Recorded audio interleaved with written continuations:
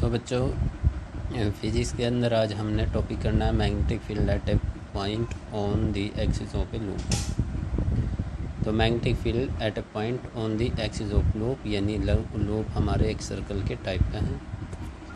और यहाँ पर हमने क्या करना है, मैग्नेटिक फील्ड ज्ञात करना है किसी पॉइंट पर। तो ये पी पॉइंट है जहाँ पर हम मैग्नेटिक फील्ड ज्ञात करेंगे इस लूप के कारण। ठीक है, तो यहाँ पर सबसे पहले हम डायग्राम को समझ लेते हैं। तो डायग्राम में ए बी हमने एक स्मॉल एलिमेंट लिया है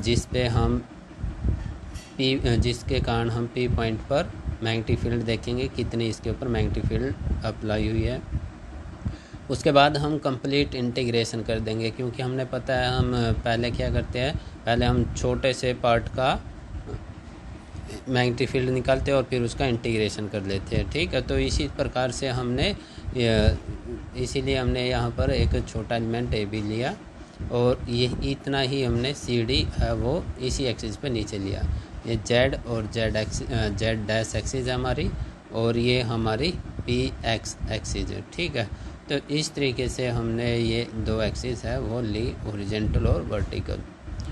अब ये जो ए बी है स्मॉल एलिमेंट वो कितनी दूरी पर है, आर डिस्टेंस पर है फ्रॉम पी पॉइंट से।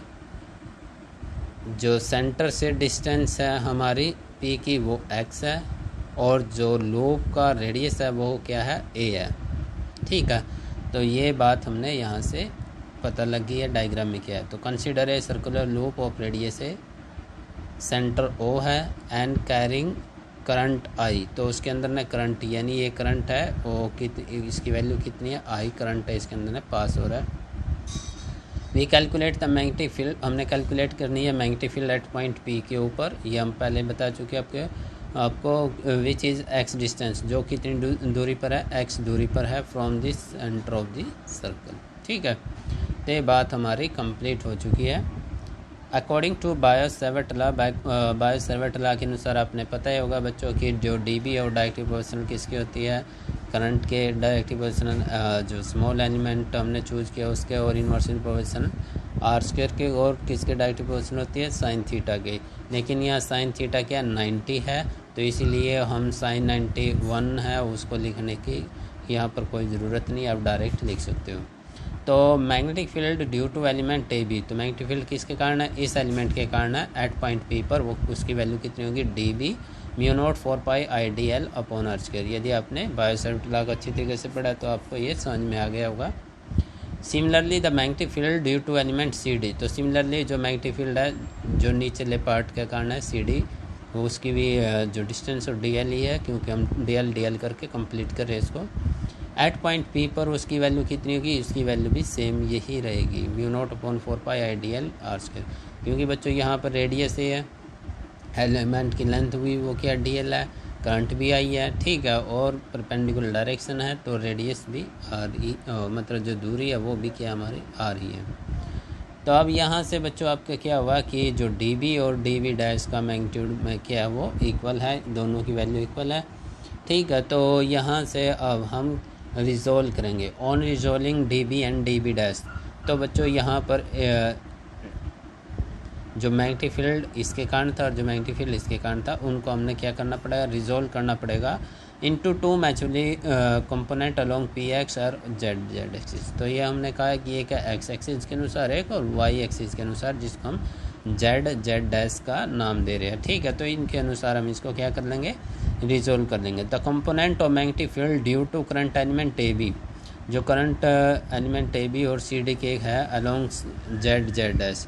तो ये अलोंग जेड डैश के यहाँ पर हम बात करें जो ए बी के कारण उसका मैग्नेटिक फील्ड डी बी है उसका कंपोनेंट, और जो सी डी के कारण जो डी बी डैश है उसके कंपोनेंट। ये क्या है, डी बी कोस थीटा ऊपर है, डी बी कोस थीटा नीचे। ये क्या हो जाएंगे बच्चों, कैंसिल हो जाएंगे, क्योंकि इक्वल एंड अपोजिट डायरेक्शन में है, तो ये इनका कोई इफेक्ट नहीं होगा। तो ये वैल्यू है हमारी क्या हो जाएगी, कैंसिल हो जाएगी, D B and D B dash are cancel out. तो बचेगा कौन बच्चों, तो यहाँ पर डी बी साइन थीटा और D B dash sine theta, ये वैल्यू हमारे यहाँ से बचेगी। ठीक है, तो यहाँ पर लिखा है कि ए बी और C D along Z axis में कैंसल हो जाएंगी एक दूसरे के साथ। Therefore the component of magnetic field along along only P X, तो किसके कारण होगा? ओनली पी एक्स के कारण होगा। और पी एक्स में हमारा क्या है? डी वी साइन थीटा और D V dash sine theta will contribute the magnetic field due to wall of the loop at point P. तो पी पॉइंट के ऊपर ओनली किसका इफेक्ट देखने को मिलेगा? हमने डी वी साइन थीटा का इफेक्ट देखने को मिलेगा। तो इसका मतलब है जो हम मैग्नेटिक फील्ड निकालेंगे वो डी वी साइन थीटा के कारण ही निकालेंगे। तो देयरफॉर जो बी यानी हमने इसका इंटीग्रेशन किया डी वी का, तो ये बी मिला हमने डी वी साइन थीटा। तो यहाँ से D V sine theta, D V की वैल्यू आप रख सकते हो mu naught upon 4 pi I D L upon R square है। तो ये वैल्यू हमने यहाँ से लिख दी और इंटीग्रेशन हमने डी एल का करना है। तो बच्चों डी एल का इंटीग्रेशन आपने बहुत बार कर लिया, कल भी हमने किया था।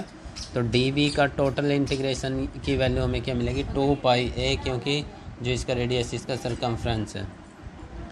तो यहाँ से 2 पाई ए, तो यहाँ से क्या होगा? ये हमने इसकी वैल्यू लिख दी 2 पाई ए। अब यहाँ से बच्चों आपको साइन थीटा की वैल्यू भी फाइंड आउट करनी है। साइन थीटा का मतलब आपने क्या पता है? Perpendicular upon hypotenuse. तो इसका परपेंडिकुलर कौन है? ए, और हाइपोटेन्यूज क्या है? आर। तो साइन थीटा के स्थान पे हम क्या लिख सकते हैं? ए अपॉन आर। तो इसी प्रकार से हमने साइन थीटा के स्थान पे क्या लिखा? ए अपॉन आर। तो ये ए अपॉन आर हुआ। तो ये वैल्यू हमारी सेम है। अब बाय ज्योमेट्री के कारण जो आर की वैल्यू है बच्चों वो आपकी कितनी है? R square plus X square. क्यों है? क्योंकि यहाँ पर आप देख सकते हो ये क्या है? हमारा हाइपोटेन्यूज। पाइथागोरस का फार्मूला यदि हम लगाए तो यहाँ पर क्या होगा? R square is equal to A square plus में एक्स स्क्वायर, है ना। तो ये फार्मूला होगा तो ये आर की वैल्यू क्या हो जाएगी? इसके ऊपर रूट ए स्क्वायर प्लस एक्स स्क्वायर, ठीक है। तो यहाँ पर हमने आर की वैल्यू भी पुट कर दी। आर की वैल्यू क्या है? R square plus A square, और रूट की वैल्यू क्या है आपकी? होती है 1/2, और उसके ऊपर क्यूब है तो कितना हो जाएगा? 3/2। तो यहाँ से इसकी वैल्यू कितनी है? 3/2। ये फॉर सिंगल टर्न के लिए। यदि हमारे पास इस तरीके के एन टर्न है तो हम उसको किससे मल्टीप्लाई कर देंगे? एन से मल्टीप्लाई कर देंगे, और हमारे पास जो टोटल मैग्नेटिक फील्ड है वो आपके पास आ जाएगा, ठीक है। और इसके केस हम कल को करेंगे। तो आज के लिए इतना ही। Thank you.